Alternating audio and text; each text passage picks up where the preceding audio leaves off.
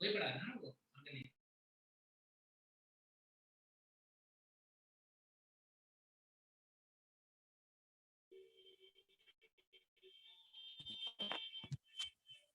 Good afternoon, sir.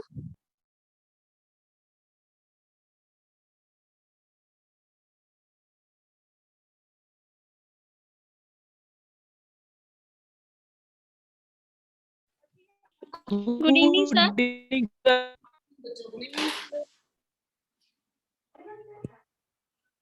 Good afternoon, sir.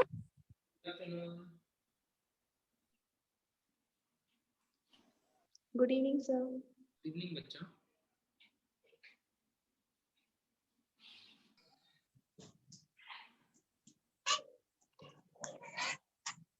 एक minute में class start करते हैं।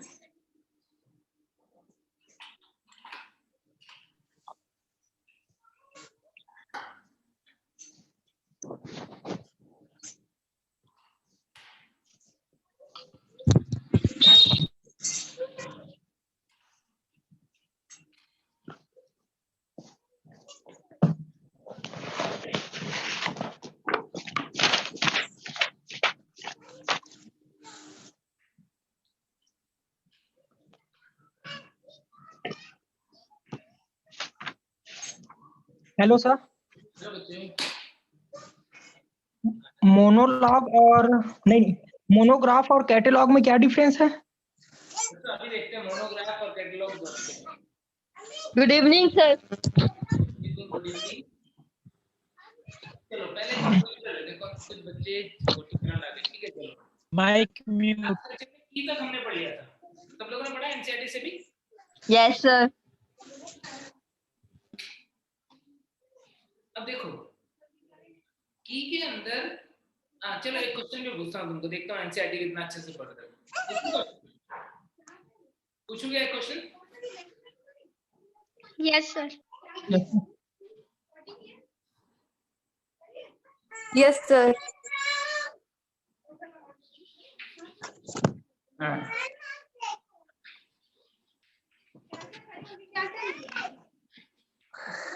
साथ जाना मुझसे क्या?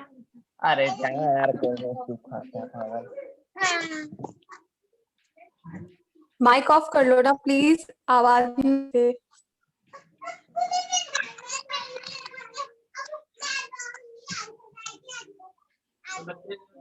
छोटे भाई बहन भी डॉक्टर बनना चाहते लग रहा है, वो भी पढ़ रहे एकदम बढ़िया से। कुछ एमडी करके लिखा है, उनका माइक ऑन है, वो म्यूट करें। क्वेश्चन है कि निम्न में से कौन सा टैक्सोनॉमी में तत्काल तंत्र के रूप में उपयोग, मुझे माइक वो कर 20 रुपए मेरे पर्स में होगा।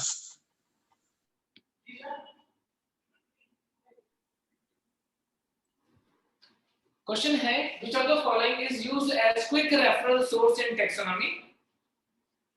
वर्गीकी में तत्काल संदर्भ तंत्र के रूप में निम्न में से कौन सा उपयोग किया जाता है? ऑप्शन दिया हुआ है। पहला ऑप्शन है herbarium. Sir one time repeat कीजिए, समझ नहीं आया। बोला है, हिंदी में रिपीट कर रहा हूं पहले। बोला है कि वर्गीकी में निम्न में से कौन सा तत्काल संदर्भ तंत्र के रूप में उपयोग किया जाता है? हर्बेरियम और बॉटेनिकल गार्डन। थर्ड दिया हुआ है जूलॉजिकल पार्क, और फोर्थ दिया हुआ है तुम्हारा म्यूजियम। निम्न में से कौन सा वर्गीकी में तत्काल संदर्भ तंत्र के रूप में उपयोग किया जाता है? ऑप्शन दिया हुआ है herbarium, botanical garden, zoological park और म्यूजियम। First herbarium. हर्बेरियम। हाँ वेरी गुड, सभी बच्चे जो है वो हर्बेरियम आंसर देते हैं। वेरी गुड, लाइन से सबने नंबर 1 दे दिया सबने। वेरी गुड, तो 1 आंसर ही बिल्कुल सही है, कोई दो राय नहीं है। बस चेक कर रहा था कि एनसीईआरटी पढ़ाई कि नहीं पढ़ाई। एनसीईआरटी नहीं पढ़ा होता तो समझ में नहीं आता पूछना क्या चाहता है। एनसीईआरटी का इंपॉर्टेंस यही है कि एक बार लाइनें जो है डायरेक्टली वहां से क्वेश्चन के फॉर्म में होती है, और यदि पढ़ा हुआ है तो तुरंत समझ में आ जाएगा कि क्या पूछ रहा है, नहीं पढ़ा है तो समझ में नहीं आएगा कि क्या पूछना चाहता है। कोई रीजन बताएगा क्या क्या है ये क्विक रेफरल सोर्स? तो बच्चा बता सकता है कि क्विक रेफरल सोर्स का मतलब क्या है यहाँ पे?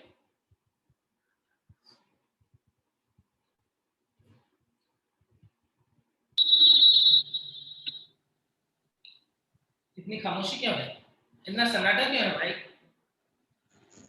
सर क्योंकि हाइड्रेलियम में जैसे जाते हैं या फिर हम देखेंगे तो उसमें पूरा डिटेल लिखा रहता है, उनका नाम, बॉटनिकल नेम, हर चीज में, जबकि म्यूजियम वगैरह में ये सब नहीं लिखा रहता डिटेल से। नहीं नहीं, हर्बेरियम में भी ऐसा कोई बहुत डिटेल प्लांट का थोड़ी रहता है, बस नाम, बॉटनिकल नेम, यही सब, यही तो मेन चीज रहती है। अब किसने उसको बनाया, क्या किया, उससे तो हम लोगों को मतलब है नहीं।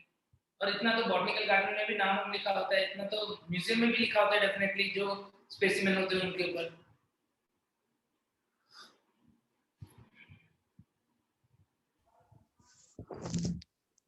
कि सर एनसीईआरटी पढ़ ली, कोई लाइन समझ में आए चाहे ना आए, इससे कोई मतलब नहीं, हमने रट लिया है। ऐसे ही है ना सर? सर तत्काल संदर्भ का मतलब क्या है? तुम बताओ। मैं तो बताऊंगा इसलिए तो मैंने पूछा है, मैं तो क्वेश्चन इसलिए पूछा है कि मुझे पता है कि बच्चों ने एनसीईआरटी, जिन्होंने नहीं पढ़ी होगी वो तो सोच रहे होंगे क्वेश्चन क्या है। जिन्होंने एनसीईआरटी में ये लाइन नहीं पढ़ी होगी उनको लग रहा होगा ये क्वेश्चन क्या है, पूछना क्या चाहता है। तो इसीलिए एनसीईआरटी पढ़नी जरूरी है, क्योंकि कई बार क्वेश्चन ऐसा आ जाता है कि यदि पढ़ा हुआ है तो आंसर क्लिक करेगा, नहीं तो समझ में नहीं आएगा क्वेश्चन। और दूसरा चीज, जिन्होंने पढ़ा हुआ है क्या उन्होंने इसका मतलब समझा कि नहीं समझा, वो भी मुझे बताना था, इसलिए मैंने क्वेश्चन पूछा। किसी बच्चे को पता है तो बताओ। क्लासिफिकेशन के लिए सिस्टम अवेलेबल करता है, लेकिन क्लासिफिकेशन के लिए तो बाकी भी सिस्टम अवेलेबल करते हैं। क्विक रेफरल का मतलब क्या है, वो बच्चा पूछ रहा है, उसका क्वेश्चन का आंसर तुम में से दो कोई बता। क्विक रेफरल का मतलब क्या है?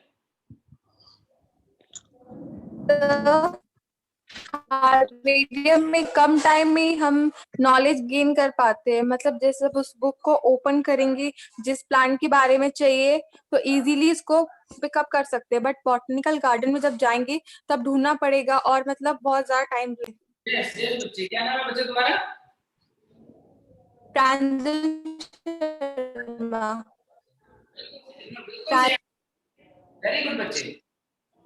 देखो प्रांजल ने सही बोला। क्या होता है कि जैसे मान लो आपको ना किस प्लांट्स के बारे में स्टडी करनी है, बहुत सारे पादप हैं जिन्हें देखने हैं, बहुत सारे प्लांट हैं जिन्हें देखना है और उनकी स्टडी करनी है। तो यदि उन प्लांट्स को ढूंढने के लिए, देखने के लिए जाओगे तो बॉटनिकल गार्डन में जाओगे तो बहुत सारे बॉटनिकल गार्डन, बहुत सारे फॉरेस्ट वगैरह, इन सब में जाओगे, बहुत सारे म्यूजियम में जाओगे, तो हो सकता है कि अलग अलग जगहों पर अलग अलग प्लांट मिले, लेकिन कितने? एक, यदि मैं मान लो रॉयल बॉटनिकल गार्डन की बात करूं तो वहां पर ना 6 लाख से भी ज्यादा प्लांट के स्पेसिमेन रखे हुए। कितने? 6 लाख से भी ज्यादा प्लांट के स्पेसिमेन रखे हुए। यदि मैं कोलकाता के हर्बेरियम की बात करूं तो 2 लाख से भी ज्यादा प्लांट के स्पेसिमेन रखे हुए। यानी एक ही जगह पे आपको 2 लाख प्लांट देखने को मिल जाएंगे। समझ गए क्या? हर्बेरियम एक ऐसी जगह है जहां पर एक ही रूम के अंदर आपको इतने सारे प्लांट्स देखने को मिल जाएंगे। पूरा प्लांट मतलब प्लांट का स्पेसिमेन, नमूना। तो क्या हुआ, कम टाइम में ज्यादा से ज्यादा प्लांट को आप देख सकते हो, एक तरीके से नमूने को देख। इसीलिए हम बोलते हैं क्विक रेफरल सोर्स, यानी जल्दी से जहां पर हम उन्हें देख करके उन्हें रेफर कर सकते हैं या उनके बारे में स्टडी कर सकते हैं, वो सोर्स जो है वो क्या होगा, वो होगा हर्बेरियम। क्योंकि बहुत सारे प्लांट, लाखों की संख्या में प्लांट जो है हम वहां पर जल्दी से कम टाइम में स्टडी कर सकते हैं। समझ गए क्या? समझ गए क्विक रेफरल? बच्चे तुम समझ गए जो पूछ रहे थे कि क्विक रेफरल का मीनिंग क्या होता है? क्विक रेफरल का मीनिंग होता है तत्काल, यानी कि इमीडिएटली यदि हमें दिखना है तो हम इमीडिएटली देख पाएंगे। ठीक है, चलो ये तो बात हो गई एक क्वेश्चन की।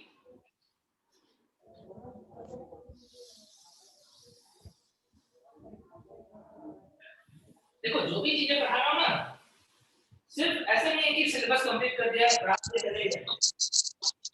उसका किस तरीके से एग्जाम में क्वेश्चन बन सकता है, क्या प्रैक्टिकल एप्लीकेशन, उन सब चीजों को भी जरूर से तुम लोगों को बताता हूं। हेलो सर, हार्बेरियम बनाते टाइम प्लांट या फिर फ्लावर का कोई भी पार्ट मुड़ा हुआ नहीं होना चाहिए ना?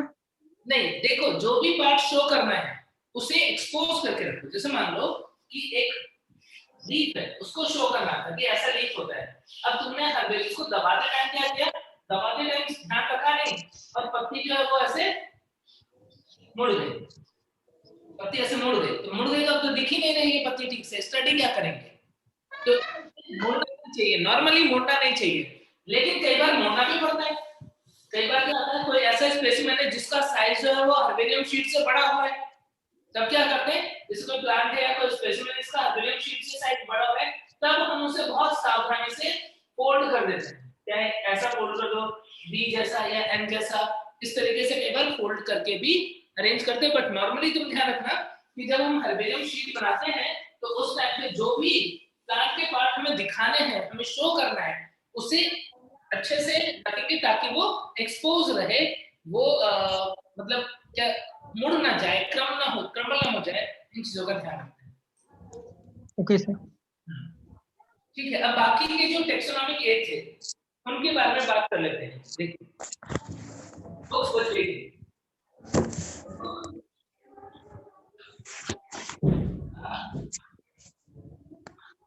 Manual, monograph and catalogue.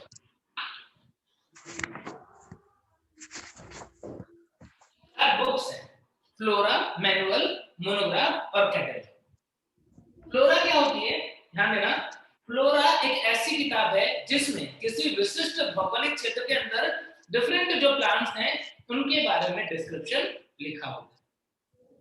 तो पर्टिकुलर एरिया, जैसे बुक का नाम हो सकता है फ्लोरा ऑफ दिल्ली, बुक का नाम हो सकता है फ्लोरा ब्रिटिश इंडिका, सुना है क्या ना? ब्रिटिश एंड इंडिया का जो वेजिटेशन है उसकी इंफॉर्मेशन लिखने की बुक थी, वो थी फ्लोरा ब्रिटिश इंडिका। ठीक है, तो फ्लोरा में क्या करते हैं, एक जियोग्राफिकल एरिया के अंदर जो भी प्लांट्स है, यस फ्लोरा का मतलब ही प्लांट होता है। वैसे फ्लोरा का जनरल मीनिंग क्या होता है, प्लांट, ऐसा नहीं होता। यस रजनी बिल्कुल सही बोल रहे हो, क्योंकि फ्लोरा का मीनिंग ही प्लांट होता है। तो किसी पर्टिकुलर जियोग्राफिकल एरिया के अंदर जो प्लांट्स हैं उन प्लांट्स की डिटेल इंफॉर्मेशन, डिस्क्रिप्शन जो है वो किसके अंदर लिखा होता है, फ्लोरा के अंदर लिखा होता है। ठीक है, यानी हम क्या बोल सकते हैं, फ्लोरा के लिए book containing information, book containing information about habitat, distribution,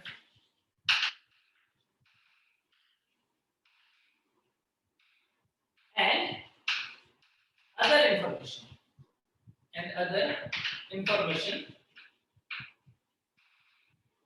of plants present in a particular geographical area, एक विशिष्ट भौगोलिक क्षेत्र के अंदर,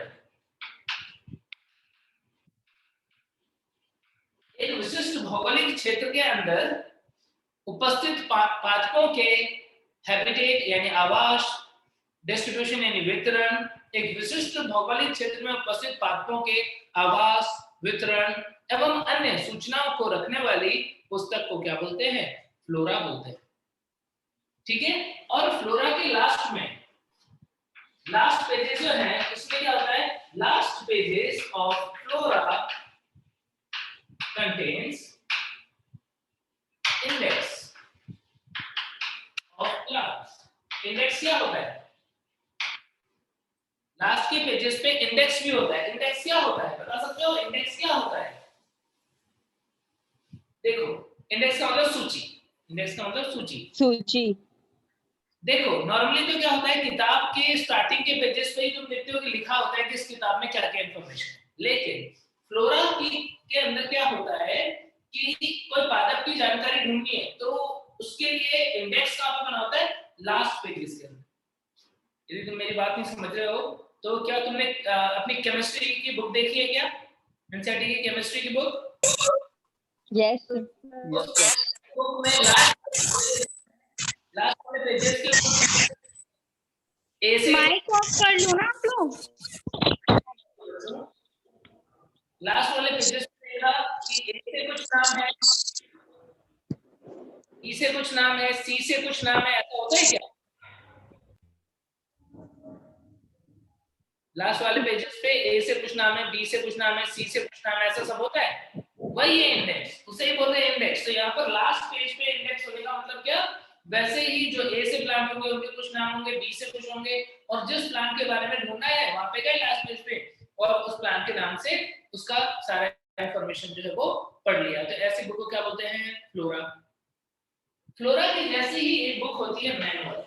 मैनुअल को हिंदी में बोलते हैं नियम पुस्तिका। नियम पुस्तिका। अब मैनुअल जो बुक है उसके अंदर भी ये बातें तो सेम ही है, इसके अंदर भी हैबिटेट, डिस्ट्रीब्यूशन, इन सब की जानकारी तो होगी। यानी प्लांट कंटेन्स। सर मेनुला का हिंदी नाम क्या बोले सर? नियम सूची या नियम पुस्तिका, सॉरी नियम पुस्तिका। मैनुअल इज नियम पुस्तिका। Plant contains the information of habitat, distribution,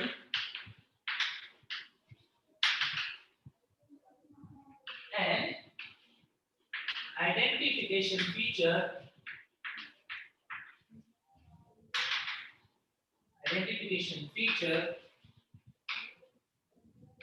of plants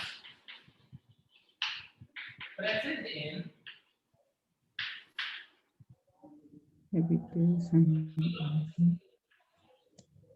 geographical space। अब पढ़ने में बिल्कुल ऐसे ही लग रहा होगा जैसे ऊपर में लिखा हुआ है। फ्लोरा और मैनुअल में पढ़ने में कोई डिफरेंस ही पता नहीं पड़ रहा होगा क्या है। List of plants are present in initial phases। अब मैं बता रहा हूं तुमको सबसे इंपॉर्टेंट बात जो बच्चों को दिक्कत रहती है, उन्हें ये पता नहीं पड़ता है फ्लोरा और मैनुअल में अंतर क्या है। दोनों किताबें प्लांट की हैं, दोनों किताबों में एक पर्टिकुलर ज्योग्राफिक एरिया में जो प्लांट है उनकी इंफॉर्मेशन लिखी हुई है, तो आखिर दोनों में अंतर क्या है? क्या कोई बच्चा बताना चाहता है कि दोनों में अंतर क्या है? सर हिंदी में बताओ एक बार फ्लोरा के ऊपर। फ्लोरा और मैनुअल जो पुस्तक है, इन दोनों बुक के अंदर क्या है? किसी विशिष्ट भौगोलिक क्षेत्र में जो पादप उपस्थित होते हैं उन पादपों के आवास, वितरण और अन्य जानकारियां लिखी होती है। दोनों में, फ्लोरा में भी और मैनुअल में भी।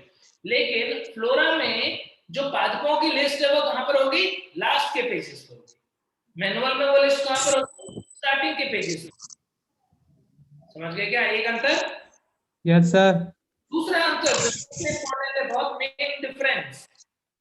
दूसरा मेन डिफरेंस है कि जो मैनुअल होता है, सब बच्चे ध्यान से सुन लेना, दिक्कत रहती है यहाँ पे स्टूडेंट्स को। मैनुअल जो होता है वो फ्लोरा के कंपेयर में एक पतली सी बुक है। मैनुअल में मेनली प्लांट्स को आइडेंटिफाई कैसे करेंगे वो इंफॉर्मेशन लिखी होती है।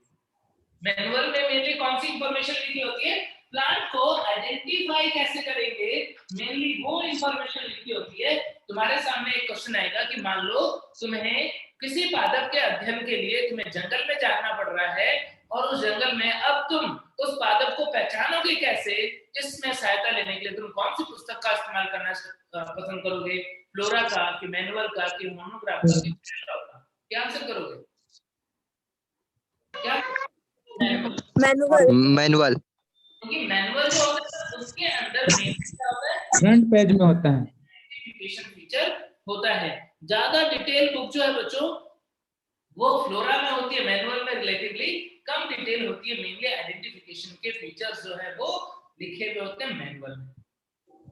समझ गए क्या? समझ गए सब बच्चे?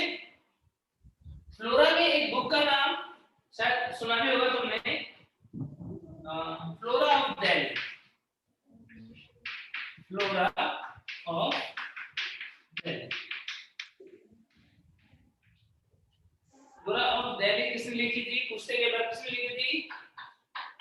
जेके माहेश्वरी।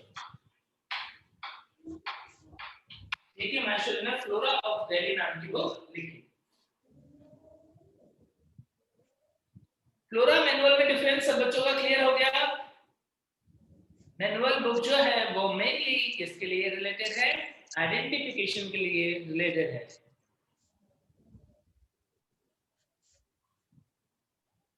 एक मिनट रुको ना, एक मिनट। आपकी एप्पल आईडी जो है ना, उसका कोई मैसेज आया है? दिल्ली में हैक हो गया आपका system.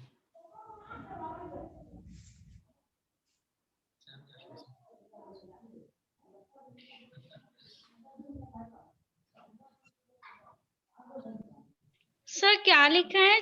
Delhi JK Maheshwari. JK Maheshwari. Sir last page of flora के बाद क्या लिखा है? Last page of flora contains index of plant. Last pages of flora contains index of plant. यानी कि फ्लोरा के अंतिम पेजों पर पादप की सूची लिखी होती है।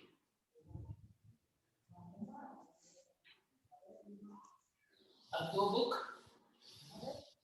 मैनुअल और मोनोग्राफ। अब ये फ्लोरा और मैनुअल, ये दोनों बुक तो सिर्फ प्लांट के लिए थी। अब जो बुक की हम बात करेंगे, मोनोग्राफ और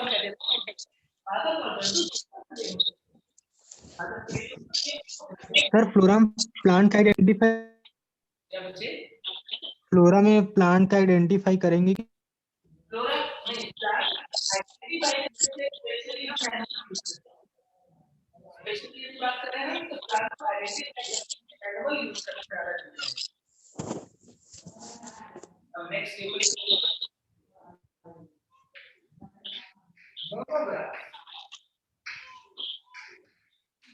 तोमन निषाद अपना माइक ऑफ कर दो। बच्चे माइक ऑफ कर दो। हाँ, बहुत एक्स्ट्रा आवाजें आती। मोनो का मतलब क्या होता है? मोनो का मतलब क्या होता है?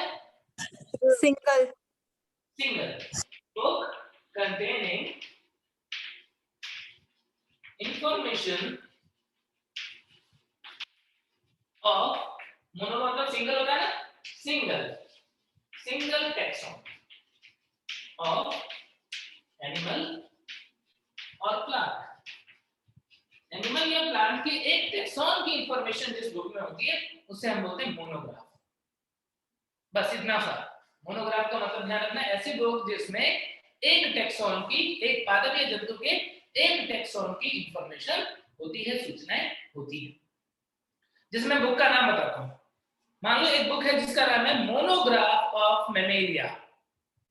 मोनोग्राफ ऑफ मैमेलिया, तो इसका मतलब क्या हो गया? इसका मतलब ये हो गया कि मैमल्स जो हैं उनके बारे में सारी इंफॉर्मेशन लिखी हुई है। ठीक है, समझ गए क्या? मोनोग्राफ क्या होगी? मोनोग्राफ एक ऐसा बुक है जिसके अंदर सिंगल टैक्सॉन जो है उसकी इंफॉर्मेशन होती है। Monograph of Mammalia. नेक्स्ट देखो, कैटलॉग। सर हाँ सर, फ्लोरा और मैनुअल प्लांट के लिए खाली यूज किए जाते हैं ना? यस, इंपॉर्टेंट बात है, ये बहुत ध्यान रखना कि फ्लोरा और मैनुअल सिर्फ प्लांट के लिए, मोनोग्राफ प्लांट या एनिमल के लिए, कैटलॉग भी प्लांट या एनिमल दोनों के लिए। कैटलॉग ऐसी बुक है, ऐसी बुक जिसके अंदर book containing information of plant or animal in alphabetical order. Alphabetical order of their name.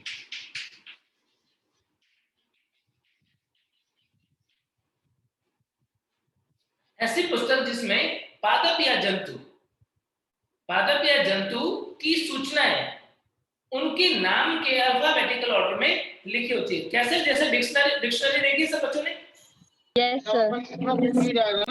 वो फिर बी से जो वर्ड होते हैं, सी से जो होते हैं, बिल्कुल वैसे प्लांट है तो ए से जो प्लांट है, बी से जो प्लांट है, सी से जो प्लांट है, लाइन से उनके नाम अल्फाबेटिकल ऑर्डर में लिखे होंगे और उनके आगे उनकी ब्रीफ इंफॉर्मेशन जो है वो होगी, उसे हम बोल देते हैं कैटलॉग।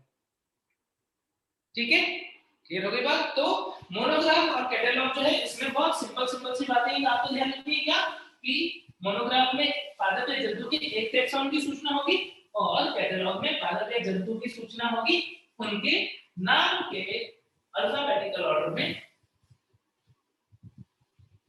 तो इसी के साथ में ये बुक्स जो है वो भी हमारी कंप्लीट हो गई है। अब हम रिप्रोडक्शन इन ऑर्गेनिज्म में पहले से लिख रखा था, रिप्रोडक्शन इन ऑर्गेनिज्म चैप्टर जो है वो पढ़ना होता है।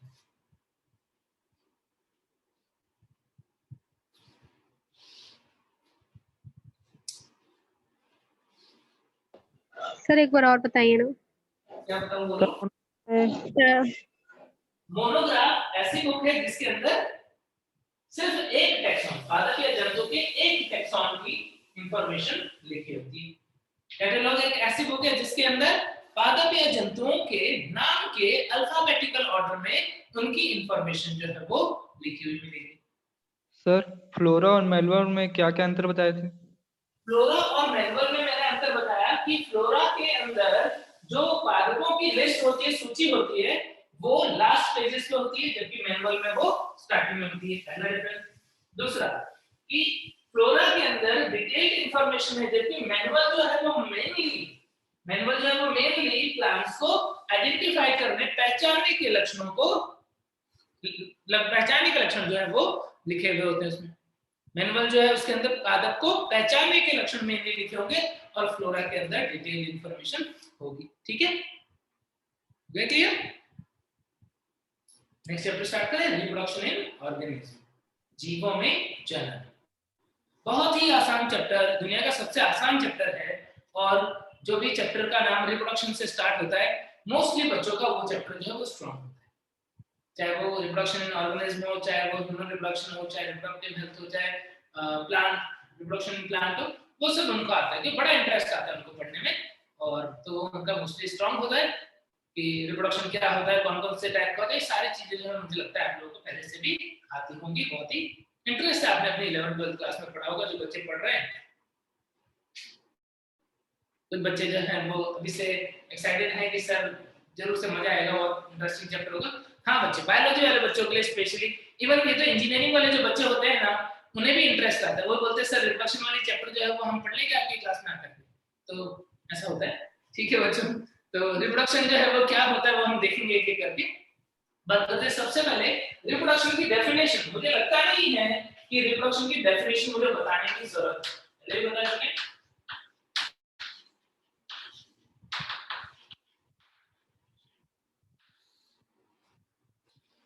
रिप्रोडक्शन की डेफिनेशन सभी बच्चों को पता है। देखो टिल्लू भी हंस रहा है, उसको भी पता है। टिल्लू क्या होता है रिप्रोडक्शन, बताओ। टिल्लू ही बताएगा रिप्रोडक्शन क्या होता है। सर अपने समान जुट पैदा करना। अच्छा चलो मुझे बताओ, क्या रिप्रोडक्शन को हम ऑर्गेनिज्म का एक फंडामेंटल कैरेक्टर बोले क्या? मैं ऐसा बोलना चाहता हूँ कि reproduction is a fundamental character of living organism. सही कि गलत? गलत। गलत है सर। Wrong sir, wrong. क्यों रॉन्ग? सर क्योंकि कई इनफर्टाइल भी होते हैं कपल्स। रिप्रोडक्शन को ऑर्गेनिज्म और सर वर्कर भी वो रिप्रोड्यूस नहीं कर सकती और कुछ क्वेश्चन गलत करवा दिया तुम्हारा। मतलब तुम्हारे दिमाग में ना इतना भयानक डिफाइनिंग फीचर चल रहा है ना कि अब तुम्हें कुछ और दिखता नहीं है, तुम्हें डिफाइनिंग फीचर। सर फंडामेंटल है, लेकिन सर ये डिफाइनिंग फीचर नहीं है। डिफाइनिंग फीचर नहीं है, लेकिन फंडामेंटल फीचर्स को बोल सकते हैं। यस, फंडामेंटल तो बोलते हैं, ये फंडामेंटल फीचर तो है लेकिन डिफाइनिंग फीचर नहीं है। ये जो बच्चा बोला बिल्कुल सही बोला। तो रिप्रोडक्शन जो है तो डेफिनेशन में लिखूंगा कि it is the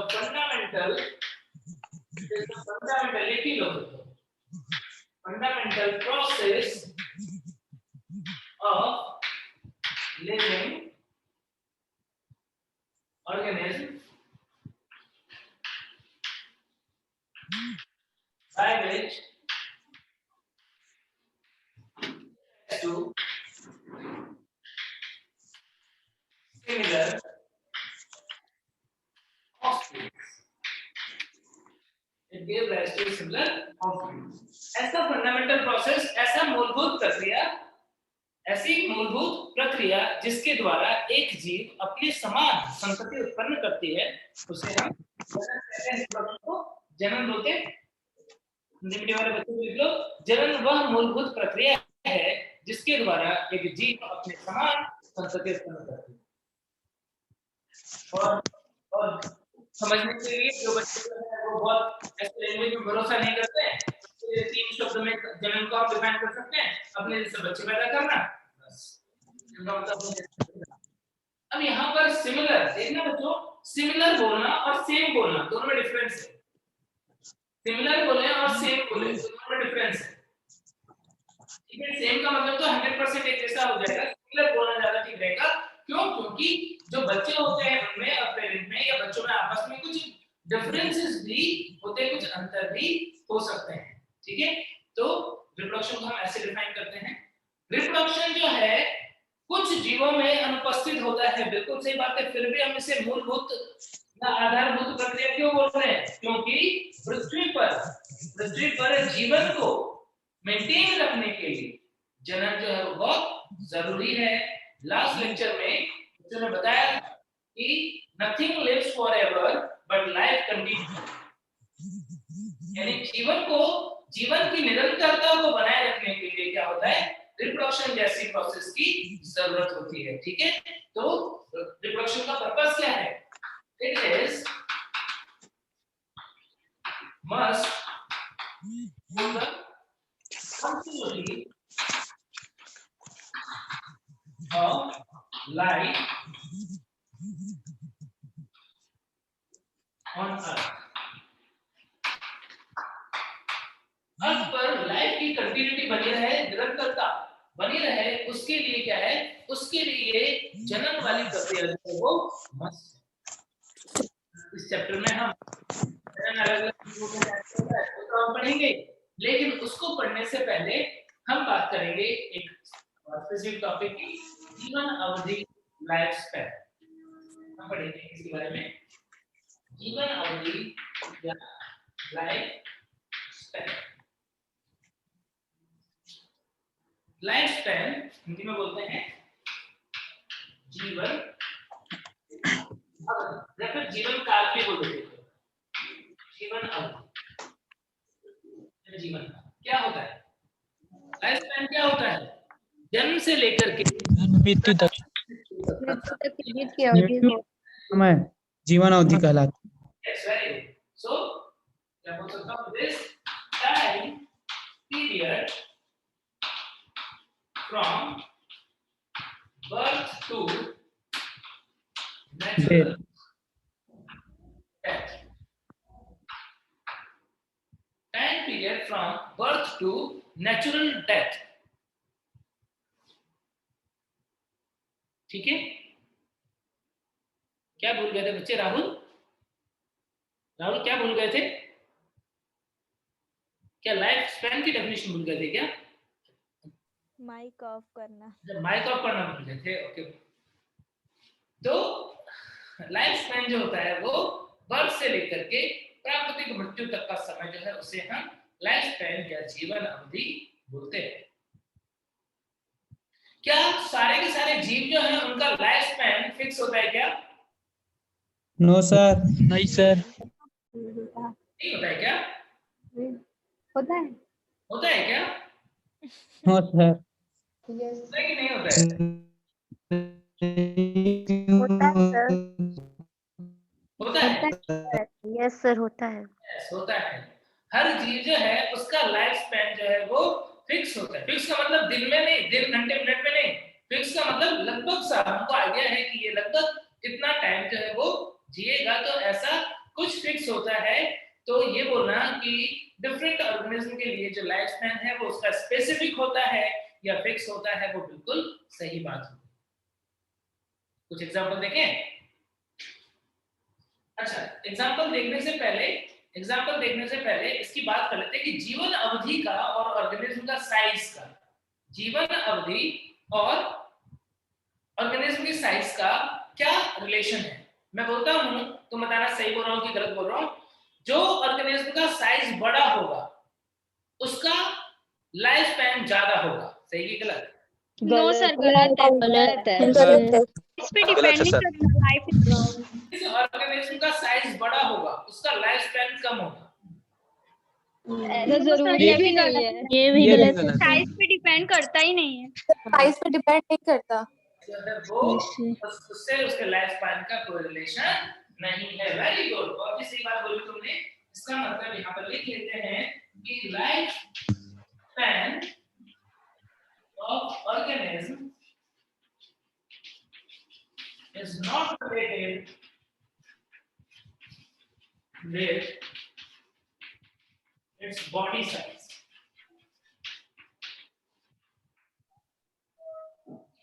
की जीवन अवधि उसके आकार से रिलेटेड नहीं है।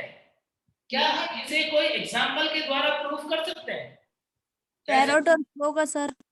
कैसे कैसे? तोता और दोनों का साइज सेम है, पर दोनों का जो लाइफ स्पैन है वो अलग अलग है। वेरी गुड बच्चों, ने एग्जांपल पढ़ा है। इसका मतलब एक पैरट है और एक क्रॉ है, इन दोनों का साइज जो है वो लगभग बराबर है। पैरट कितने साल जीता है? 140 40 ईयर। और क्रॉ की लाइफ स्पैन कितनी है? 15 years। 15 ईयर्स। अरे जीवन काल में बहुत ज्यादा अंतर है, जीवन अवधि में बहुत ज्यादा अंतर है। साइज बराबर लेकिन जीवन अवधि में अंतर बहुत ज्यादा है। ये एग्जांपल बता रहा है कि life span is not related with its body size. Sir mango and people भी है, साइज सेम होता है लेकिन लाइफ स्पैन अलग अलग है। मैंगो का लाइफ स्पैन कितना? मैंगो का लाइफ स्पैन कितना बताओ?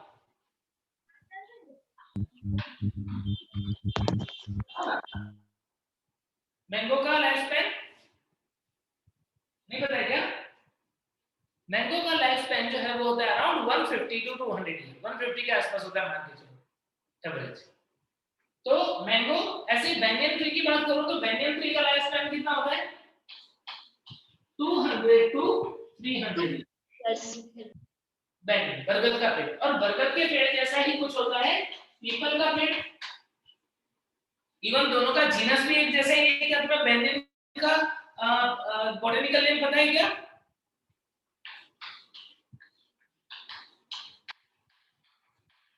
बैंगन का बॉटनिकल नेम किसी बच्चे को पता है क्या? Ficus benghalensis. बैंगन का बॉटनिकल नेम होता है फाइकस बेंगलेंसिस, और पीपल का फाइकस रिलीजियोसा, है ना? फाइकस बेंगलेंसिस और फाइकस रिलीजियोसा दोनों का जीनस भी समान है। देखो कितनी समानता है। लेकिन इनके जीवन काल को जब हम देखें तो जीवन काल में तो भयानक अंतर दिख रहा है। बैंगन का जीवन काल कितना? 200 से 300 साल, और पीपल का जीवन काल कितना? 2000 से 3000 साल। पीपल तो बहुत सालों तक लग रहा है, इसीलिए लोग बोलते हैं कि पीपल का पेड़ जो है उसके ऊपर भूत रहते हैं। बहुत सारी जनरेशन जो है उसको देखता है एक पीपल का पेड़। सर और मैंगो का? मैंगो का होता है अराउंड 150 ईयर एवरेज का। 150 सर पीपल का भी होता है एवरेज 150 बता, या तो 100 से 200 लिख लो क्योंकि रेंज में कितना है। सर पीपल का साइंटिफिक नेम? पीपल का साइंटिफिक नेम है फाइकस रिलीजियोसा। पूजा करते हैं ना, पीपल की पूजा करते हैं क्या? पीपल के पेड़ की पूजा करते हैं क्या? क्या उसकी रिलीजियस वैल्यू है क्या? Yes sir. Yes sir. करते हैं सर, सुना हूं। बस याद रख लो, रिलीजियोसा से तुमको याद रहने। ठीक है, तो यहाँ पर लाइफ स्पैन जो है वो बॉडी साइज से, ऑर्गेनिज्म की बॉडी साइज जो है उससे रिलेटेड नहीं होता है। उसके लिए हमने एनिमल और प्लांट दोनों के एग्जांपल देखे। अब क्या कोई बच्चा कुछ इंपॉर्टेंट एग्जांपल की बात करें, सबसे पहले ह्यूमन का लाइफ स्पैन बता सकता है या हमारा लाइफ स्पैन कितना है?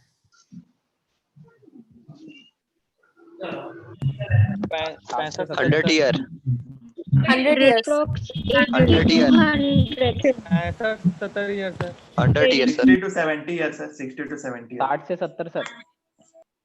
67 बहुत ज्यादा डिफरेंस वाला आंसर है। एक तो बोल रहे हैं तो बच्चा टू 70 और एक बच्चा बोल रहा है 100 ईयर, तब तो बहुत ज्यादा डिफरेंस है। 60 70 सर। अपने आसपास में देखा नहीं है 100 कितना एक्सपेक्ट करते हो? 100 साल जियोगे लग रहा है सब बच्चे। 79 सर। 79 exact answer 79। 79 रिसेंट दिखा। गूगल में दिया सर 79। 79 75 to 80 7 लगभग। मुझे एक बात बताओ कि आखिर क्या चक्कर चल रहा है? ह्यूमन का life span of human 79 year. इस 79 मेल के लिए कि फीमेल के लिए अंतर है क्या? क्या मेल और फीमेल दोनों बराबर जीते हैं कि कौन ज्यादा कौन कम? बताओ। कोई भी सेम। स्टडीज बोलती हैं कि ना इसमें लड़कियों ने बाजी मार ली है, जो फीमेल होती है। यस वेरी गुड श्रेया, बिल्कुल सही। लड़कियों ने बाजी मार ली है, फीमेल जो है वो मेल के कंपेयर में 1 साल ज्यादा जीती है। 1 साल बिल्कुल अच्छा। तो एवरेज लाइफ स्पैन की बात करें ह्यूमन की तो 79, लेकिन वो बच्चे जो आंसर दे रहे थे 67 के आसपास या 60 टू 70 के बीच में, उनका क्या था? आखिर वो ऐसा आंसर क्यों दे रहे हैं? देखो, अब अपने आसपास में देखो। जब हम अपने आसपास में देखते हैं ना, तो हम देखते हैं कि ऐसा नहीं कि ह्यूमन जो मोस्टली 80 साल के आसपास ही मर रहे हैं। बहुत से लोग होते हैं जो कम एज में भी मर जाते हैं। मोस्टली हम देखते हैं एज के साथ साथ कुछ कार्डियक प्रॉब्लम हो गई, कुछ डायबिटीज हो गया, कुछ अदर टाइप की प्रॉब्लम्स हो गई, और उसकी वजह से भी कई बार ह्यूमन जो है उसकी डेथ टाइम से पहले हो जाती है। एवरेज लाइफ स्पैन जब हम ह्यूमन का निकाल रहे हैं बच्चों, तब हम उन चीजों को नहीं लेते हैं। लाइफ स्पैन की डेफिनेशन पढ़ो। लाइफ स्पैन की डेफिनेशन हमने क्या पढ़ी थी? Time duration sir natural death. Natural death है ना? तो नेचुरल डेथ के अकॉर्डिंग जब हम कैलकुलेट करेंगे तो एवरेज कितना आएगा? 79 आएगा, जो कि इंटरनेट पे यदि आप लोगों ने देखा होगा तो आपको ये डेटा मिलेगा। नेचुरल डेथ की बात है। लेकिन यदि हम देखें तो बहुत सारे लोग ऐसे होते हैं जो इस 79 तक नहीं पहुंचते। सिटीज के अंदर स्पेशली बात करूं तो नहीं पहुंचते, बहुत रेयर होगा। जो सिटीज में जो लाइफस्टाइल लोग फॉलो करते हैं उसके अकॉर्डिंग तो नहीं। गांव में यस पहुंचते हैं। तो बच्चा है शिक्षा बोल मेरे रिलेटिव बहुत सारे 90 से 4 तक जीता है। वेरी गुड, बहुत अच्छे। ये तो गांव में यदि रहते होंगे तो जरूर से इतना जीते। इवन मैं यदि वर्ल्ड में मैक्सिमम जो एज है लाइफ स्पैन है अभी तक का ह्यूमन का, उसकी बात करूं तो 122 से ऊपर भी है शायद कोई। 122 ईयर्स, 122 साल से भी ज्यादा जी हुई है कोई। तो ठीक है बच्चों, गांव में एक्चुअल में क्या है, गांव में बहुत शुद्ध हवा पानी लाइफस्टाइल जो है वो ठीक रहता है, तो लोग जो है वो रिलेटिवली ज्यादा जीते हैं। ये बिल्कुल सही बात है। लग रहा है मुझे भी आना पड़ेगा गांव में। गाय का शुद्ध घी मिलता है वहां पे। ठीक है, तो यहाँ पर क्या है, ह्यूमन के लिए लाइफ स्पैन जो है वो 79 नेचुरल डेथ के अकॉर्डिंग बात कर रहे हैं। यदि अब मैं उस बात को कर रहा हूँ, यदि तुम लोग सोच रहे हो कि सर कहीं पे यदि हम ऐसा पढ़ रहे हैं कि ह्यूमन का लाइफ स्पैन 67 ईयर है, तो ये 67 ईयर्स क्या है? ये 67 ईयर जो है वो उस कंडीशन में निकाला हुआ है जब हम नेचुरल डेथ के अलावा बाकी के डेथ को भी इंक्लूड कर लें। कोई ऑर्गेनिज्म जो है उसके मरने का रीजन सिर्फ एजिंग होकर के मरना ही नहीं होता है। कई बार यदि मैं ह्यूमन की बात नहीं कर रहा, किसी दूसरे एनिमल की बात कर रहा हूँ, इकोलॉजी के पॉइंट ऑफ व्यू से बात कर रहा हूँ, इकोलॉजी में पहुंच गया मैं। अब एक ही टीचर तुमको बॉटनी जूलॉजी सब पढ़ाते होंगे तो उन्हें सब कुछ पता होगा, उन्हें फिजियोलॉजी भी पता होगी और उन्हें इकोलॉजी भी पता होगी, तो वो कैसे बात करेंगे तुमसे? वो तुमको इकोलॉजी का एग्जांपल दे देंगे कि हिरण है, मान लो एक पॉपुलेशन है हिरण का, उसके अंदर हम एवरेज लाइफ स्पैन देख रहे हैं, तो उस पॉपुलेशन में कुछ हिरण के ऐसे भी होंगे जिनको बहुत कम एज में ही शेर खा गया, मर गए बेचारे। उनमें कुछ हिरण ऐसे भी होंगे जिनको बीच में कुछ डिजीज हो गया, बीमारी हो गई और वो मर गए, ऐसा भी हो सकता है।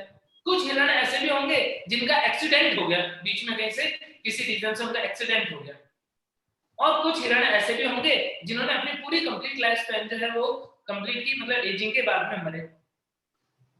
तो ये अलग अलग टाइप के हम क्या देते हैं, डेथ के रीजन हो सकते हैं। यदि हम उन रीजन सबको मिला करके फिर यदि लाइफ स्पैन निकालेंगे तो उस लाइफ स्पैन को या उस टाइम ड्यूरेशन को क्या बोलते हैं, उसको बोलते हैं हम life expectancy. Life expectancy at birth, short में बोलते हैं LEB। LEB का मतलब क्या है, लाइफ एक्सपेक्टेंसी एट बर्थ, यानी जन्म से लेकर के और मरने तक का जो एवरेज टाइम ड्यूरेशन है किसका, ह्यूमन का, वो कितना है, वो है 67। इकोलॉजी के रिलेटेड मैंने ये पॉइंट बता दिया बच्चों तुमको कि life span, life expectancy at birth, इसमें क्या डिफरेंस होता है। लाइफ स्पैन जो होता है वो नेचुरल डेथ तक का टाइम होता है, जन्म से लेकर के प्राकृतिक मृत्यु तक का जो समय होगा उसे हम बोलेंगे लाइफ स्पैन। और जन्म से लेकर के मृत्यु, चाहे वो प्राकृतिक हो या अप्राकृतिक हो, यदि उसको इंक्लूड करके हम जन्म से मृत्यु तक का समय निकालते हैं तो उसे क्या बोलेंगे, life expectancy at birth. Human के लिए वो कितना, 67 ईयर। बच्चों ये पुराना डेटा है, इसका रिसेंट डेटा जो यदि मैं बताऊं तो वो 70 के आसपास है, 70 के आसपास। कंट्री टू कंट्री वेरी भी करता है।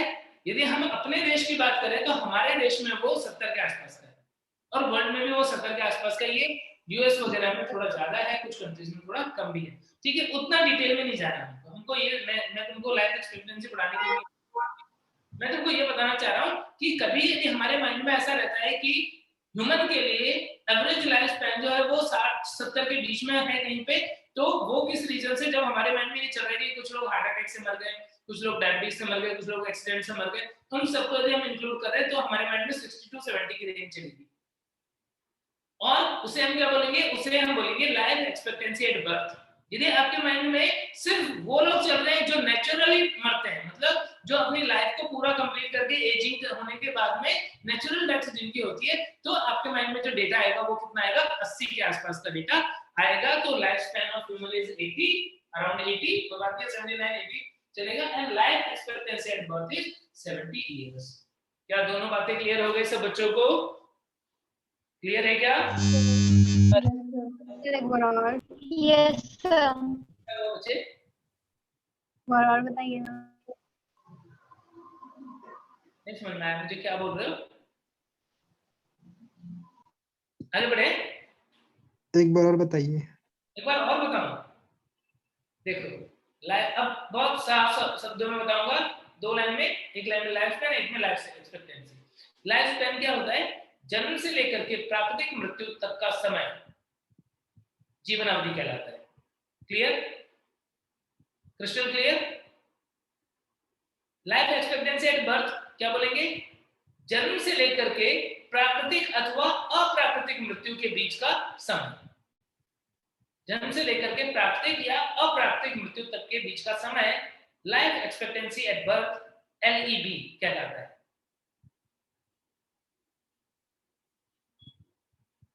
ठीक है, यस सर। अब देखो कुछ इंपॉर्टेंट एग्जांपल्स और भी जो हमारे एनसीईआरटी की बुक में भी दिए थे। हमारे एनसीईआरटी में कुछ एग्जांपल्स दिए थे, और उनके अलावा भी यदि कुछ इंपॉर्टेंट एग्जांपल है तो मैं यहाँ पे लिस्ट बना देता हूँ तुमको स्मार्टली। जैसे हम बात कर लेते हैं मे fly.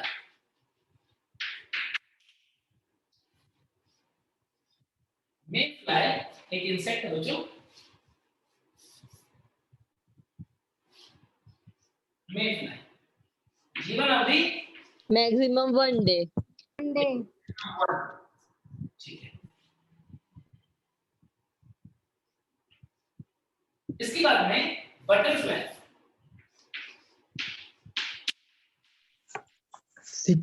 1 to 2 weeks.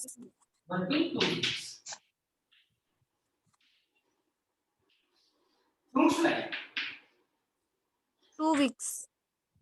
fruit fly Drosophila 2 weeks नहीं, तो सर 3 days।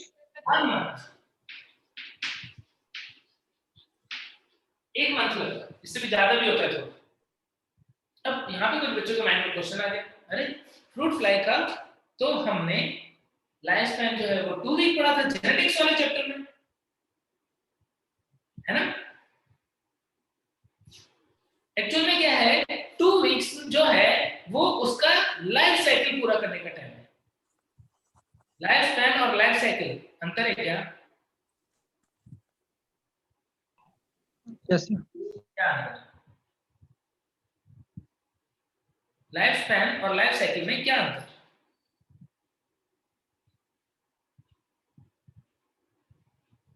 पता है किसी को? सर लाइफ साइकिल में रिप्रोडक्शन करेंगे और मतलब उसको आगे ऑफस्प्रिंग बढ़ाएंगे, लेकिन लाइफ स्पैन में नेचुरल डेथ तक का टाइम पीरियड। वेरी गुड बच्चे। कौन कौन बच्चे प्रांजल हो गया? Yes sir. वेरी गुड बच्चे, वेरी गुड। तो यहाँ पर ये बच्चे बिल्कुल सही बोल रहे हैं कि जब हम लाइफ साइकिल की बात कर रहे हैं तो वो साइकिल है। साइकिल मतलब क्या? साइकिल का मतलब पैदा होना, बड़ा होना, बच्चे पैदा करना, फिर बच्चे वापस से क्या करेंगे, सेम साइकिल चलाएंगे, बड़े होंगे फिर रिप्रोडक्शन करेंगे, फिर बच्चे बनाएंगे, फिर बड़े होंगे रिप्रोडक्शन, यानी ये साइकिल जो है उसे हम लाइफ साइकिल बोलते हैं। तो उस लाइफ साइकिल को कंप्लीट करने में मतलब जब वो खुद बच्चे थे तब से बड़े हुए और फिर से उन्होंने बच्चा पैदा किया, उस पूरे साइकिल को हम बोल रहे हैं लाइफ साइकिल। तो लगभग 2 वीक में फ्रूट फ्लाई जो है वो मैच्योर होकर के बच्चे पैदा करते हैं, यानी वो 2 वीक जो तुम पढ़ते हो एक्चुअल में उसका लाइफ स्पैन नहीं बल्कि लाइफ साइकिल कंप्लीट करने का। समझ गए क्या? डिफरेंस पता पड़ गया क्या? Yes sir. छोटी बातें हैं, मैं ही करता हूं मुझे लग रहा है, और टीचर नहीं करते। मतलब मैंने तो नहीं देखा किसी और टीचर को इतनी छोटी छोटी बातें करते हैं जो बच्चों को ये भी बताते हैं, बहुत सिंपल सिंपल चीजें जो है वो भी बताते हैं। ठीक है, तो रीजन बीइंग क्या? रीजन इसका यही है कि मैं ये मान के चलता हूँ कि मेरे से जो पढ़ रहा है ना वो बहुत इनोसेंट बच्चा है, उसको अभी मतलब बहुत बेसिक से बहुत छोटी छोटी बातें भी बताने की जरूरत पड़ती है। और यही जो छोटी छोटी चीजें हैं बच्चों, यही छोटी छोटी चीजें जो कंसेप्ट क्लियर करती हैं तो फिर कोई हिला नहीं पाता। तो फिर कैसा भी टफ से टफ क्वेश्चन आ जाए बच्चा बिल्कुल भी कंफ्यूज नहीं होता है, हिलता नहीं है, फिर वो सोच सकता है कि मेरे 360 आउट ऑफ 360 आ जाए। तो इसीलिए बहुत जरूरी है माइंड में कहीं पे भी यदि तुम्हारे डाउट आता है, छोटा छोटा क्वेश्चन भी आता है, तो जस्ट रट के मत निकल जाओ, उसके बारे में ढूंढो, उसके बारे में पढ़ो। जब हम लोग तैयारी करते थे ना, तब हमको ना हमारे टीचर जो थे वो उन्होंने जो पढ़ा दिया, जो बुक्स के अंदर या मॉड्यूल के अंदर लिखा हुआ है वो पढ़ लिया बस। उसके बाद हमारे पास ना इंटरनेट वाला सोर्स उस टाइम पे नहीं रहता, मतलब इजीली अवेलेबल था। घर से बहुत दूर जाके सिटी में कहीं मेन एक साइबर कैफे होता था, वहां पर भी लोग जो है वो कुछ इंपॉर्टेंट काम होता था तो ही जाते थे, तो वो पैसे बहुत सारे चार्ज करता था। तो इसलिए हमको तो जो टीचर ने पढ़ा दिया बस उसे हमने मान लिया और उसके अकॉर्डिंग हमने पढ़ लिया। जो भी दिक्कत आए, जो भी कुछ, वो अपने टीचर से पूछना है, उन्हीं से डिस्कस करना। अब आज तो टेक्नोलॉजी एडवांस हो गई, आज तो तुमको जिस सेकंड पे डाउट आता है तुम्हारे पास ऐसा हथियार है कि जिस वेरी मोमेंट पे तुमको डाउट आएगा उसी मोमेंट पे तुम्हें उसका सॉल्यूशन भी मिल जाएगा। आज तुमको स्टेज में उस कंडीशन में रहना है, तो क्यों नहीं यूज करते? करो। पढ़ते टाइम यदि तुम्हें कोई वर्ड में दिक्कत आया, कोई ऑर्गेनिज्म का नाम सुना, किसी बच्चे ने मे फ्लाई सुना, बोला ये मे फ्लाई क्या होता है? कितने बच्चे ने मे फ्लाई क्या होता है जानते हैं? मुझे लगता नहीं, बहुत रेयर ही कोई होगा जो मे फ्लाई को जिसने देखा होगा या समझ पा रहा होगा ये क्या है। तो यदि ऐसी कंडीशन है तो फिर तुम्हारे माइंड में यदि क्वेश्चन आता है, क्यूरियस माइंड है यदि तुम्हारा कि मे फ्लाई कौन सा कीड़ा है, क्या मैंने देखा है इसको कभी, क्या किया, गूगल पे डाला मे फ्लाई, इमेज वाले बटन पे क्लिक कर दिया, मे फ्लाई की पिक्चर आ जाएगी, देखा होगा तुम पहचान लोगे, अच्छा ये है क्या मे फ्लाई। लेकिन नहीं, बहुत से बच्चे जो है वो पढ़ लिया, रट लेंगे, क्या लिखा हुआ है देख लिया, हो गया। नहीं, जो जितना क्यूरियस है, जो जितना अपने, क्योंकि ये जो तुम पढ़ रहे हो ना बच्चों, ये चीज तुम्हें मतलब रियल नॉलेज होना चाहिए, बस किताबी ज्ञान नहीं, लिखा हुआ नहीं, रियल नॉलेज होना चाहिए। और कुछ ज्यादा टाइम नहीं लगता है, कितनी देर तुम फालतू से फेसबुक पे 10,000 पोस्ट देखते हो, व्हाट्सएप पे बार-बार मैसेज देखते हो तुम लोग मोबाइल पे, तो जब उसमें तुम टाइम वेस्ट कर सकते हो तो ये तो फिर यूज हो रहा है, ये तो तुम्हारा ज्ञान बढ़ा रहा है। ठीक है, तो जरूर से अपने पढ़ने का तरीका ऐसा रखो कि कहीं पे भी यदि तुमको तुम्हारे माइंड में क्वेश्चन आता है तो उस क्वेश्चन को जरूर से सॉल्व करने का ट्राई करो। मुझसे पूछोगे, टीचर से पूछोगे, वो हेल्प करेंगे। ठीक है, और इंस्टेंटली हेल्प करने के लिए तुम्हारा मोबाइल है उसका सही यूज करो। इंटरनेट लगा रखा है, सब लोगों ने जियो का इतना भयानक वाला प्लान ले रखा है, पढ़ाई करते हो, साथ में यदि कोई चीज नहीं आती है तो उनके बारे में सर्च भी करो।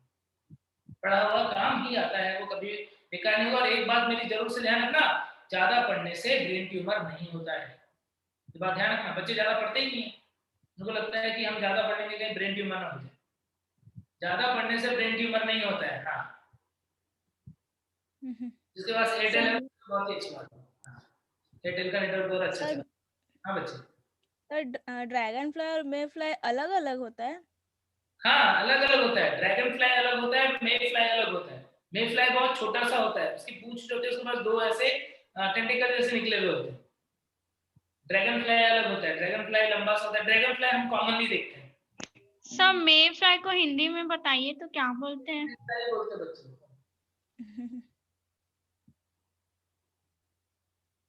ज्यादा पढ़ने से नींद आती है टिल्लू, ज्यादा पढ़ने से नींद आती है।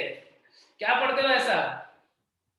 Bed time story, bed time story introduction.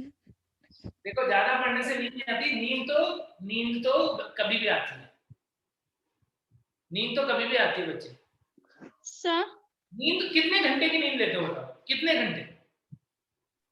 एक बच्चा जो है मैक्सिमम कितने घंटे नींद आती है, कितना घंटा सोते हो? 6 घंटे, 7 घंटे, 6-7 घंटे, 7 घंटे। टिल्लू कितने घंटे सोते हो? बहुत नींद आती है तुमको?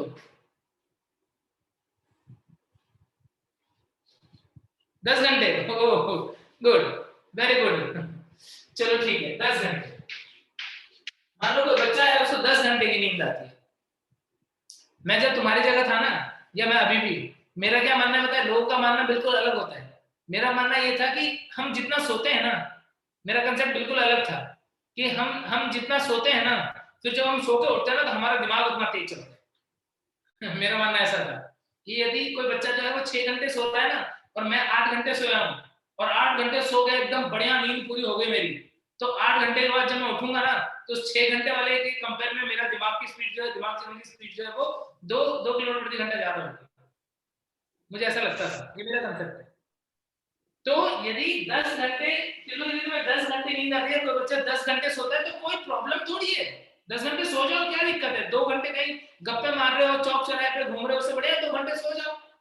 लेकिन इसके बाद जो 14 घंटे बचे, इसके बाद जो दिन भर में 14 घंटे बचे, वो जस्टिफाइड होना चाहिए।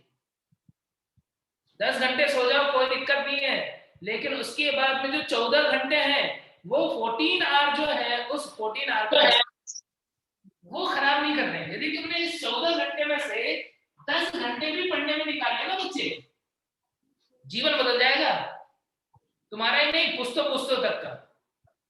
ये तुमने 10 घंटे में निकालिए ना सीरियसली पढ़ने के लिए, बदल के रख दोगे सब कुछ।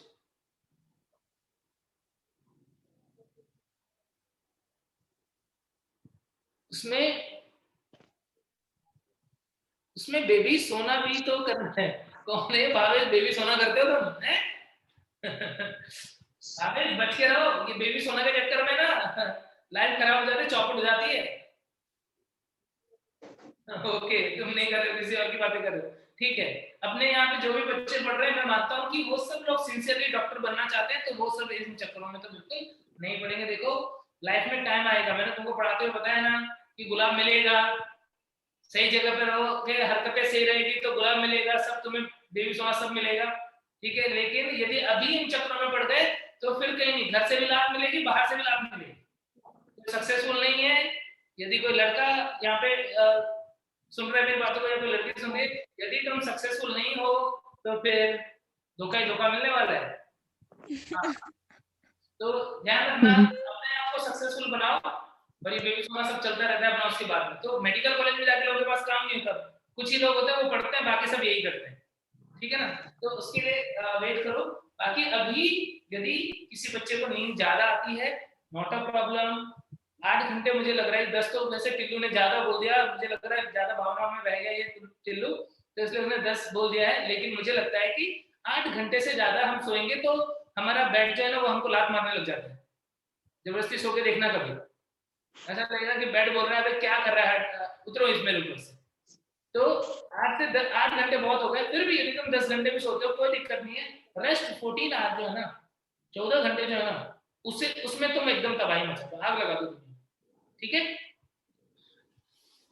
तो सोने वाली बात जो है, देखो मैं खुद भी ऐसा था, मैं खुद भी सोता बहुत था, मैं टीनू की तरह 10 घंटे तो नहीं सोता था, बट 8 घंटे में सो जाता था। लेकिन रेस्ट टाइम जब मैं उठता था तो मैं ये मान के पड़ता था कि मेरा दिमाग उस बच्चे से तेज चल रहा है जो 6 घंटे सो के उठा है, यानी मैं उसको अभी भी पीछे कर सकता हूँ। तो इसीलिए फिर मेरी पढ़ने की स्पीड जो है वो बढ़ जाती थी, मैं ज्यादा कुछ नहीं पढ़ पाता था। और यही होता है कि तुमने सुना होगा कुछ बच्चे कम पढ़ते हैं फिर भी उनके मार्क्स अच्छे आ जाते हैं, ज्यादा स्कोर करते हैं, ज्यादा चीजें याद रख पाते हैं। रीजन क्या है? रीजन यही है कि वो अपने माइंड पे भरोसा करते हैं कि मैंने पढ़ा है, मुझे याद रहेगा, मैं सॉल्व कर पाऊंगा। जो जबरदस्ती किताब लेके बैठा है वो मेरे से आगे नहीं निकलेगा, सीधी सी। ठीक है ना? तो इन बातों पे जरूर से ट्रस्ट करो। देन फ्रूट फ्लाई जो है उसका लाइफ स्पैन कितना होता है? उसका लाइफ स्पैन होता है अराउंड 1 मंथ के आसपास। कुछ प्लांट्स में मैं देखूं कि जो राइस प्लांट है, लाइफ साइकिल 1 से 2 वीक होता है ना? हाँ बच्चे। और फ्रूट फ्लाई का लाइफ साइकिल, हाँ, और फ्रूट फ्लाई का 2 वीक अराउंड मान के चलो। और फ्रूट फ्लाई का जो लाइफ स्पैन है वो 1 मंथ अराउंड होता है। राइस प्लांट का लाइफ स्पैन कितना है? 3 to 4 months. 3 से 4 months. 4 months, yes. और बीट का भी बता सकते हो क्या? बीट का लाइफ स्पैन इतना ही होता है क्या? राइस प्लांट मतलब दाना है ना? यस, 1 महीने ज्यादा कर लेते हैं, 4 to 5 months लगभग इतना ही होता है। देन इसके अलावा रोज प्लांट, हमारे एक्चुअली में दिया हुआ है रोज के लिए 5 to 7 years. 5 to 7 years, very good. बनाना का बताया क्या? 25 year. Very good, 25 years। बनाना का उसका 25 years के अराउंड होता है। प्लांट में मैं और बता दूं, मैंगो का भी मैंने बताया था, मैंगो 100 to 200 कर दिया। Yes sir. 100 to 200 years। banyan tree 200 to 300 year. 200 to 300 years। people tree, people का कितना? 2000 से 3000. 2000 to 3000। और एक प्लांट है सिकोया, रेडवुड ट्री, जिम्नोस्पर्म है ये, सिकोया जिम्नोस्पर्म। इसका लाइफ स्पैन कितना था बताइए? 3000 to 4000। और आज तक का सबसे ज्यादा लाइफ स्पैन वाला प्लांट नाम बताइए? लेरिया ट्राइडेंटेटा। लेरिया ट्राइडेंटेटा, इस प्लांट का लाइफ स्पैन जो है वो अराउंड 11,700 इयर्स। 11,700, 11,000 साल। लेरिया ट्राइडेंटेटा। सर के बाद क्या है? कुछ एनिमल कुछ प्लांट के लाइफ स्पैन, लेरिया ट्राइडेंटेटा जो है उसका लाइफ स्पैन 11,700 इयर्स। पीपल के बाद क्या है? कौन सा बच्चे? पीपल के नीचे sequoia, SEQUOIA, sequoia, SEQUOIA, sequoia. Sequoia is redwood tree, gymnosperm है एक। ठीक है, एनिमल्स में कुछ एग्जांपल जो हमारे बुक के अंदर दिए हैं, पैरेट का हमने देख लिया था, क्रॉक का हमने देख लिया था, क्रोकोडाइल। क्रोकोडाइल कितना? 60 वर्ष। वेरी गुड, अराउंड 60 इयर्स, 60 साल के आसपास। और क्या दिया हुआ एग्जांपल? हॉर्स दिया हुआ है क्या? घोड़ा कितना? 60 years. गाय का इंडिया में काऊ का लाइफ स्पैन कितना है? 20 to 25 year. वेरी गुड बच्चे, 25 इयर्स। कुछ बच्चे ना बड़ा ही अच्छा आंसर देते हैं, मतलब पढ़ा हुआ है उन्होंने सब कुछ, मुझे बचा जाता है। ठीक है सर, टॉर्टोइस का कितना होता है? इसका टॉर्टोइस का 100 से 150 year है ना sir? 150 100 to 150 years. 100 to 150। Elephant का कितना? 60 to 90 year. 60 to 90 years. Very good 60 to 90 years। और कोई बच्चा जो है बोल रहा था किसका टॉर्टोइस का, यहाँ पे लिख दे रहा हूँ टॉर्टोइस का 100 to 150। ठीक है। तो कुछ इंपॉर्टेंट ऑर्गेनिज्म जो है उनके लाइफ स्पैन हमने यहाँ पर देखे, ये आपको ध्यान भी रखना है, ध्यान रखना है ये लाइफ स्पैन। Yes sir. कुछ ऑर्गेनिज्म ऐसे हैं जिनके अंदर लाइफ स्पैन जो है वो मतलब हम बोल नहीं सकते क्योंकि वो अमर होते हैं, वो इमॉर्टल होते हैं। Unicellular organism. यूनिसेलुलर ऑर्गेनिज्म, सारे यूनिसेलुलर ऑर्गेनिज्म होंगे क्या? सारे नहीं होंगे सर। अरे नहीं, ईस्ट तो नहीं होता सर। इसलिए क्यों?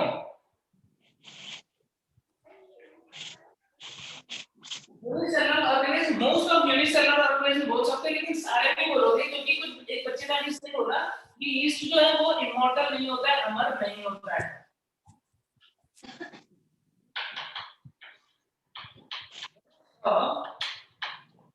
Cellular organisms are immortal। अधिकांश एक कोशिकीय जीव अमर होते हैं, क्यों? रीजन क्या है? क्योंकि सर उनमें रिप्रोडक्शन और ग्रोथ जो है वो साथ साथ होती है तो। Because after reproduction सर क्योंकि वो अपने बॉडी को डिवाइड कर देते हैं तो उनकी ओन बॉडी जो कभी डेथ नहीं होती, वो ऑफस्प्रिंग में चेंज जाती है। yes, क्या होता है? Because after reproduction, अब reproduction में क्या हो सकता है? बाइनरी फिजन हो सकता है या मल्टीपल फिजन हो सकता है। आफ्टर बाइनरी फिजन और multiple fission individuality of parent is lost। individuality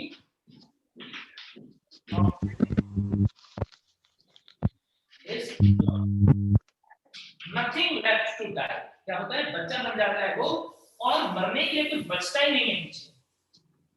क्या समझे कि ज्यादातर यूनिसेलुलर ऑर्गेनिज्म एक कोशिकीय जीव अमर हैं क्योंकि उनके अंदर बाइनरी फिजन या मल्टीपल फिजन होने के बाद में पेरेंट जो होता है उसकी इंडिविजुअलिटी लॉस हो जाती है। पेरेंट जो है वो बचता नहीं है मरने के लिए और वो जीव क्या बन चुका होता है? वो दो डॉटर ऑर्गेनिज्म में कन्वर्ट हो चुका होता है या बहुत सारे डॉटर ऑर्गेनिज्म में कन्वर्ट हो चुका होता है, इसीलिए उसकी डेथ नहीं होती। अब यहाँ पर यदि ईस्ट वाला एग्जांपल ले रहे हैं, एग्जांपल क्या है इसका एग्जांपल लिख सकते हो अमीबा, बैक्टीरिया लिख सकते हो। लेकिन ईस्ट में लिख रहे हैं क्योंकि ईस्ट में क्या होता है? यदि हम ईस्ट का एग्जांपल लेंगे तो वहां पे बडिंग हुई तो एक छोटा सा बड निकल गया, लेकिन पेरेंट की बॉडी जो है वो तो एज इट इज रह गई वहां पर। पेरेंट की बॉडी यदि वहां पर एज इट इज रह गई तब क्या होगा? तब इसका मतलब वो पेरेंट तो डेड होगा, उसका लाइफ स्पैन जो है वो कुछ ना कुछ होगा। तो इसीलिए ध्यान रखना कि सारे के सारे यूनिसेलुलर ऑर्गेनिज्म इमॉर्टल नहीं होते हैं। Most of unicellular organism immortal होते हैं जिनके अंदर बाइनरी फिजन या मल्टीपल फिजन जैसी प्रोसेस होती है। क्लियर हो गई बातें सबको? Yes sir. तो ये तो हो गया हमारा लाइफ स्पैन और उससे रिलेटेड कुछ इंपॉर्टेंट कांसेप्ट और जो एग्जांपल्स थे। और नेक्स्ट लेक्चर में अब हम सेक्सुअल एसेक्सुअल रिप्रोडक्शन में डिफरेंसेस क्या होते हैं और एसेक्सुअल रिप्रोडक्शन के मेथड कौन-कौन से होते हैं उन सब के बारे में। ठीक है, आज इस लेक्चर को यहाँ पर ही हम कंक्लूड कर लेते हैं। ठीक है, सर एक बार और बताइए ना। हाँ बच्चे, एक बार और बताइए क्या लिखा है? इसके नीचे पेरेंट के बाद क्या लिखा? Parent is lost. सर एक बार हिंदी में और बताइए। मैं बता रहा हूँ, अधिकांश एक कोशिकीय जीव अमर होते हैं क्योंकि जनन ब्रैकेट में लिख देना द्विविखंडन और बहुविखंडन के बाद पैतृक जीव मृत्यु होने के लिए नहीं बचता है। पैतृक जीव मृत्यु होने के लिए नहीं बचता है, उसका अस्तित्व खत्म हो चुका होता है। उसका अस्तित्व खत्म हो चुका होता है। बच्चों हैप्पी धनतेरस बच्चे। टिल्लू, जितना भी टाइम जागते हो बच्चे ढंग से पढ़ा करो, एकदम मन से। उससे प्रैक्टिस होगा। Happy Dhanteras sir. बच्चों सभी को हैप्पी धनतेरस। कल तो हमारी क्लास होगी ना? कल हमारी सर हाँ सर बोल रहे थे ईशान सर डाउट क्लास होगी ओनली। डाउट क्लास जो है वो हमने तो ले लिया था लास्ट लेक्चर में। और भी डाउट क्लास की रिक्वायरमेंट है क्या? नहीं ऐसा नहीं नहीं नो सर नहीं है। तो यदि जरूरत रहेगी ना तो बोलना मुझे, तो एक क्लास हम डाउट लेंगे। सर मैं नहीं बोल रही हूँ इसके लिए, ऐसा आप लोग सेशन रख रहे हैं क्या, ऐसे क्वेश्चंस कर रहे हैं? वो इंडिविजुअल टीचर जो है ना, जैसे मैं हूँ, मैं फिजिक्स के डाउट में अगर अपन डिसाइड करेंगे तो कल कर लेंगे। ऐसे ही अभी भटनागर सर अगर अभी केमिस्ट्री वाले डिसाइड कर लेना, डिस्कस कर लेना है ना, तो वो कल ले लेंगे, नो प्रॉब्लम। कल रख लेंगे डाउट क्लास। बायोलॉजी का तो हो ही चुका, इसलिए बायोलॉजी के क्वेश्चन तो होंगे नहीं शायद आपके पास। बायोलॉजी में अभी भी जरूरत है क्या डाउट क्लास की? No sir. No sir. Class होगी आपके हर सब्जेक्ट। सर एक एक चैप्टर कंप्लीट होगा तब होगा क्या डाउट क्लास? हाँ बेटा, ऐसा भी कर लेंगे। मतलब ये अपन इंडिविजुअल टीचर के ऊपर छोड़ देते हैं। अगर अपन डे फिक्स करेंगे और मान लीजिए किसी टीचर का अधूरा हुआ तो उसे डाउट लेने में मजा नहीं आएगा। देखो डाउट क्लास ना किस तरीके से रख लेंगे, जैसे तुमको ना लगेगा कि सर अपना बहुत सारे डाउट इकट्ठे हो गए, मैं कोशिश करती हूँ उसके अकॉर्डिंग, या फिर मुझे ही पता पड़ जाएगा कि मेरा टॉपिक कहाँ पे चल रहा है, मुझे पता पड़ गया कि मेरा चैप्टर कंप्लीट हो रहा है, बच्चों ने प्रैक्टिस कर ली होगी, अब इन्हें ना कुछ डाउट्स आ रहे होंगे, तो मैं उसके अकॉर्डिंग ना तुम्हें बोल दूंगा कि भाई अब ना इस दिन जो है वो हम अपना डाउट क्लास रख लेंगे, ठीक है ना? तो इस तरीके से प्लान कर लेंगे। तो इंडिविजुअल टीचर्स जो है ना, उनका सिलेबस जैसे जैसा होता जाएगा, उनको रिक्वायरमेंट लगेगी तो वो बोल देंगे, और आपको रिक्वायरमेंट लगेगी तो आप डिस्कस कर लेना कि सर अब कब हमारी डाउट क्लास होगी या कब हम किस तरीके से प्रिपेयर करें, है ना? Okay sir. ठीक है ओके सर, बाबा sir, thank you sir. Bye बच्चों।